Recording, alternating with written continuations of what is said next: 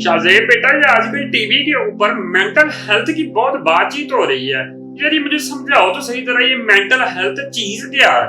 पापा जी, जैसे जिंदा रहने के लिए खाना खाने की और काम करने के लिए जिस्म के हर हिस्से का काम करना ज़रूरी है, इसी तरह इंसान के खुश रहने के लिए ज़हनी सुकून होना बहुत ज़रूरी है। इसी ज़हनी सुकून को आम अल्फाज में मेंटल हेल्थ या ज़हनी सेहत कहा जाता है। यार, वो अपने असलम साहब नहीं है जो गली की नुक्कड़ पे रहते हैं? वो शहरोज के अब्बू की बात कर रहे हैं आप? हाँ, वही वही। मुझे मिले थे, मुझे कहते हैं कि मेरे बेटे को ना डिप्रेशन हो गया है, लेकिन फिर मुझे कहते हैं कि आपने किसी को बताना नहीं है।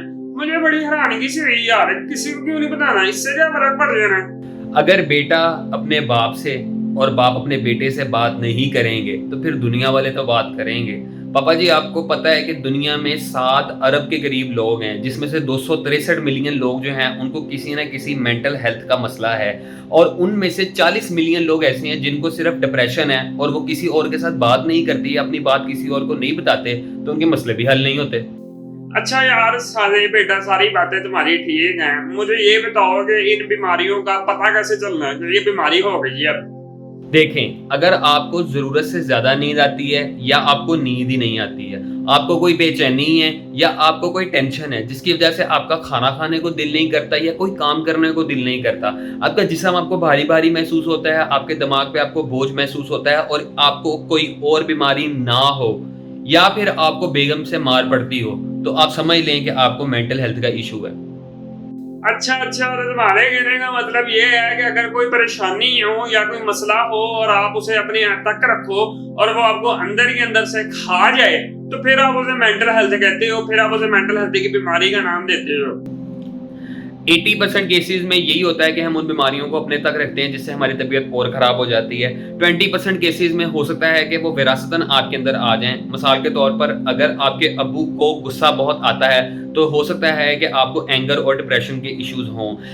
ये ज़रूरी नहीं है कि आप इन 80% से ताल्लुक़ रखते हैं या आप इन 20% से ताल्लुक़ रखते हैं। ज़रूरी ये है कि अगर आप इनमें से किसी से भी ताल्लुक़ रखते हैं तो आप किसी स्पेशलाइज़्ड बंदे से बात करें और उसको अपने मसले मसाइल का बताएँ ताकि आपका इलाज किया जा सके। और इस बात की ताकीद तो हमें इस्लाम भी करता है कि अपनी सेहत का ख्याल करो और अपनी सेहत को अच्छा रखने की कोशिश करो।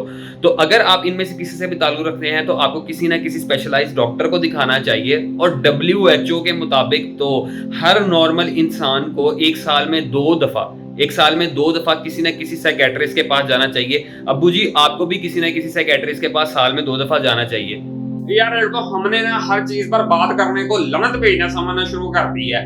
अब अगर कोई बच्चा पढ़ाई में अच्छा नहीं है तो बजाय इसके कि हम उसको हौसला दें, हमने उसे ताने दे दे के मार देना। अगर किसी बच्चे की शादी नहीं हो रही है तो हमने उसे जिंदा नहीं रहने देना। अगर किसी को औलाद नहीं हो रही है तो हमने रोजाना सवाल करके कि बच्चा क्यों नहीं है, बच्चा कब आएगा, हमने उसे मार देना है। अगर कोई अपनी जिंदगी अपने मुताबिक गुजारना चाहता है तो हमने उंगली जरूर करनी है। और अगर कोई अपनी जिंदगी में खुश है तो हमने उसकी खुशी में खुश नहीं होना।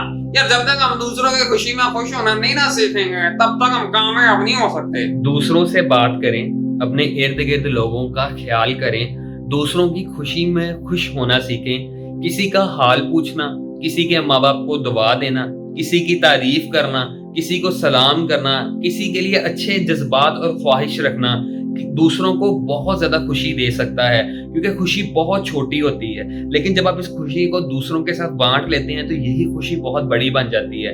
वो इंग्लिश में कहते हैं ना, happiness is very small but it becomes very large when shared. 10 बज गए हैं। मुझे लगता है कि तुम्हारी माँ उठ गई होगी, तो 10 बजे उसके ना चाय पीने का टाइम हो जाता है और मैं उसके लिए सुबह की चाय बनाता हूँ। तो मैं आज चाय बनाने जा रहा हूँ, फिर मिलेंगे तुमसे।